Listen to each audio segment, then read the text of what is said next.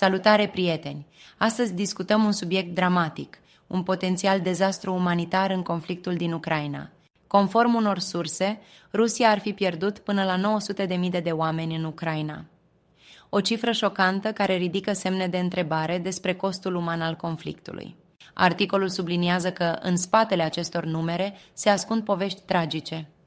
Minorități și persoane din medii defavorizate ar fi fost în mod disproporționat sacrificate în această confruntare brutală. Aceste cifre ridică întrebări serioase despre strategiile militare și prioritățile politice din spatele conflictului. Ce înseamnă cu adevărat acest număr pentru populațiile vulnerabile și pentru echilibrul geopolitic regional? Cum interpretăm această tragedie? Voi ce părere aveți?